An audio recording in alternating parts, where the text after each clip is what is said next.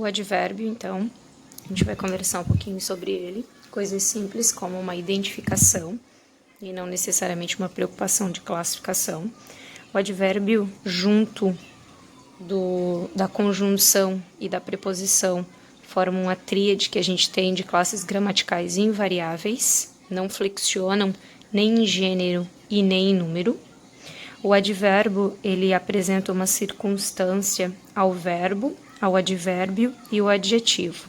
A palavra advérbio significa junto, esse ad que tem aqui é um prefixo, que significa junto do verbo, mas na verdade ele vai além, podendo apresentar uma circunstância, uma mudança, uma característica diferente ao próprio advérbio e ao próprio adjetivo. O advérbio ele exerce função sintática de adjunto adverbial e por muitas vezes ele tem valor semântico dentro do texto. Como, por exemplo, depois a gente vai conversar um pouquinho as relações de circunstância, de meio que ele pode apresentar ao texto. E aí ele vai até ampliar a sua classificação reconhecida pela gramática. Quando eu tenho aqui um exemplo de um advérbio modificando um verbo, pagou caro. Esse caro aqui está relacionado ao pagou e não ao sujeito, por exemplo, que seria o ele. Então, um advérbio, uma invariação. Se eu pluralizasse, por exemplo, essa frase e tivesse eles pagaram, a gente perceberia que esse caro aqui não vai acompanhar essa variação de flexão de número e pessoa. Então, é uma forma da gente provar que ele é um advérbio. Quando ele altera o próprio advérbio, como, por exemplo, em pagou muito caro. Eu sei que esse caro aqui está relacionado ao pagar, então ele já é um advérbio. E eu tenho esse muito aqui, caracterizando, apresentando uma circunstância, né, de intensidade ao próprio caro, muito caro. Então, ele também é um advérbio de intensidade. Quando ele modifica um adjetivo, como por exemplo na frase, Pedro está muito doente. Esse doente que está aqui, ele está relacionado ao Pedro, que é o meu substantivo, sendo então um adjetivo. Quando eu tenho que ele está muito doente, esse muito aqui modifica o adjetivo.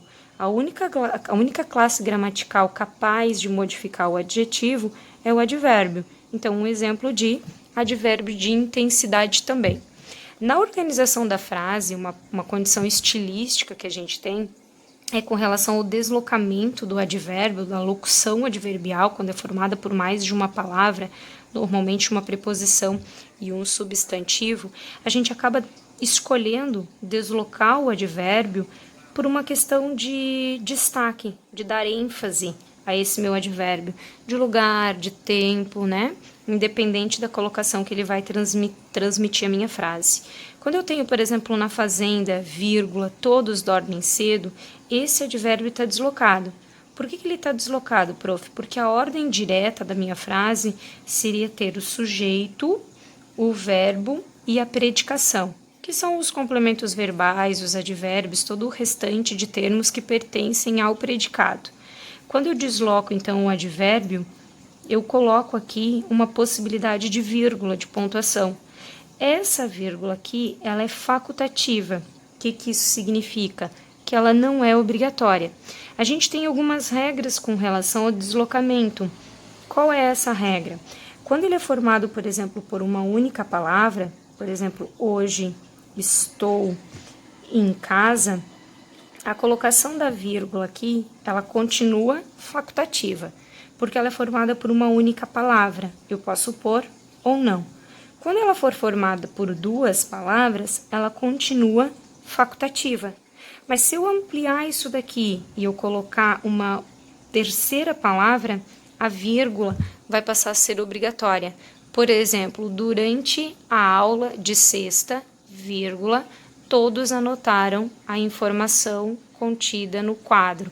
Essa vírgula que eu tenho durante a aula de sexta, por ter mais de duas palavras, por ter três palavras, por exemplo, a gente vai colocar a colocação da vírgula, então, de forma obrigatória, tá? É só uma condição estilística.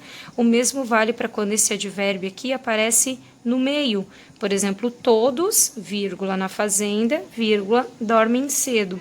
Quando a gente diz que essa palavra, essa locução adverbial, ela é maior, ela exige a vírgula para evitar uma possível falsa interpretação. Quando é um advérbio curtinho, estou hoje em casa, eu posso ou não colocar, por exemplo, a vírgula. São condições estilísticas, tá? De visualização mesmo do texto.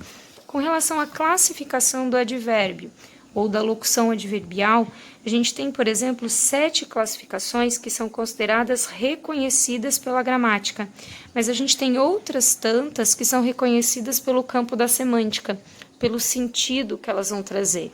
Então, por exemplo, qual é a classificação do advérbio? Negação, não, nunca, jamais. Afirmação, sim, com certeza, é um exemplo de locução adverbial. De dúvida, talvez, quiçá. De intensidade, muito, bastante, pouco. De lugar, aqui, fora, lá, embaixo, dentro.